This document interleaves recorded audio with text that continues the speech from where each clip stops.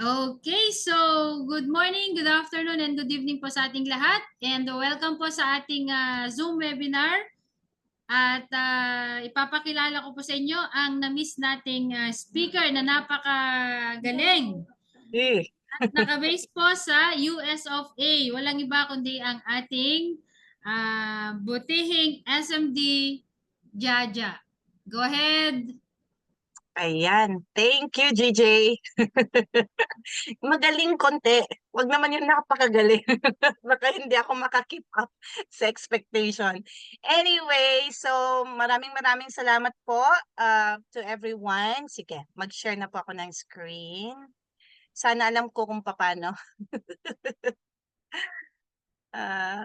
Okay. Yay! Na-excite mag-share. Okay. So, as we should always do po, let's do a prayer before anything else. So I would like to ask everybody to ask God's presence po. So we do the True Millionaire's Prayer. So today I ask you to bless me so that I may become a blessing. Lord, I commit myself to enrich others, but because I cannot give what I do not have, I commit myself to become rich. I commit myself to serve you and to serve the poor with my wealth. Today I open myself to the abundance of your universe. Use me as your channel of love. Give me the ability to create wealth that will bless the world, increase my financial wisdom, and expand my territories. I place my life in your hands, O Lord, and the lives of everyone in this Zoom and all their families wherever they may be at this time and every day. Amen. Ayan. Napakaganda po ng prayer na to, di po ba? And if you look at the prayer pa lang po ng IMG, oh my God, parang dapat gusto mo nang sumali talaga. Kasi we are guided with this prayer na rin. So yeah. Thank you, Brother Bo Sanchez, for this beautiful prayer. All right. So pakilala lang po ako ng konti. Anong ba tawag doon? Dagdagan ko lang po ng konti yung sinabi ni GJ Polly. So ako po ang inyong maging financial educator today. Ako po si Hasmin Verushka Villa Ramboyong. And I'm a graduate of BA Social Sciences, major in Political Science and Psychology from the University of the Philippines. Well, nabanggit ko po yung course ko not because of anything else. I don't want us to start with the wrong foot po or ayoko pong magkaroon ng hindi magandang impression sa umpisa, all right? So, nabanggit ko po 'yan not because nagmamayabang ako or whatever, but it's actually the exact opposite. I'm telling you with humility na despite the fact, ito po, amin ako, hindi madali ang gagawin kong amin, all right? Hindi po ako katalinuhan, pero pinalad po ako na makapagtapos sa isa sa mga pinakamagandang university natin sa Pilipinas because of a scholarship. And if it's not because of that scholarship po, baka hindi po ako magkaroon ng degree at all. Pero yung scholarship na yon, yung degree na yan, it didn't come very easily. Talagang nag-struggle po ako. Lalo na, of course, mentally, dahil hindi nga naman ako katalinuhan, right? And I had so much struggles and everybody, like, marami ang hindi naniniwala pag ikukwento ko talaga yung mga struggles na nangyari sa akin. Like, let's say, hindi ka kumain ng isang araw. Or, kung makakain ka man, pagtiyagaan mo yung nilagang sayote na makukuha mo sa likuran. Parang ganyan. Or maglalakad ka from school to home, home to school. O, di ba? So, those are all struggles, but I really believe na dapat hindi ganon ang sitwasyon ng mga anak natin pag sila ang nag-aaral. It happened to me because of so many reasons. I don't say hindi nag-prepare yung parents ko, but admittedly, hindi sila nakapag-prepare. That's the reason why. But they did their best. Pero wag sanang ganon ang maging kondisyon ng mga anak natin eventually, okay? So I became a certified associate financial planner, life license underwriter of Manila Bankers, originally from Ilocos Norte po. So Tubong Ilocos, Ilocana, ang Ilocana. And I migrated to Chicago in 2018 with my family. I became an IMG campaigner in 2022. That's when I put up my own team, IMG USAB team. Well, USAB, Unequal Savings Advantage Builders. Yan. I became a marketing director in July 2022 and became an SMD on November of 2022. Ayan. All right. And sino ba tong IMG?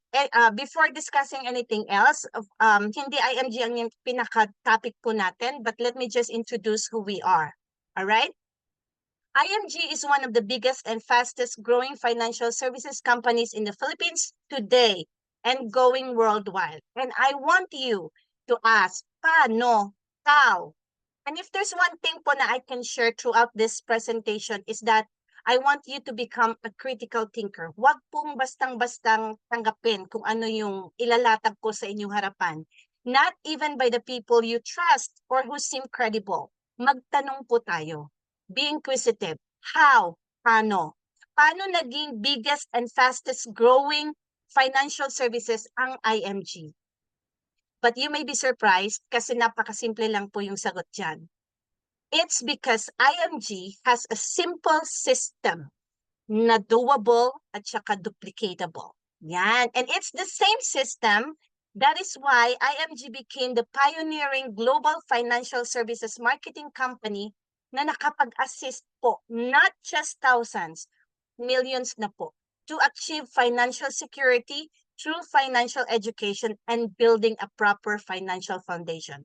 And because of that, simple system pa din, kaya tayo nakapag-establish ng partnership with the biggest companies in the financial industry. Pero hindi lang po yun ang nakapag-impress sa akin. Napakaganda rin po yung mission and vision ng IMG. You know what?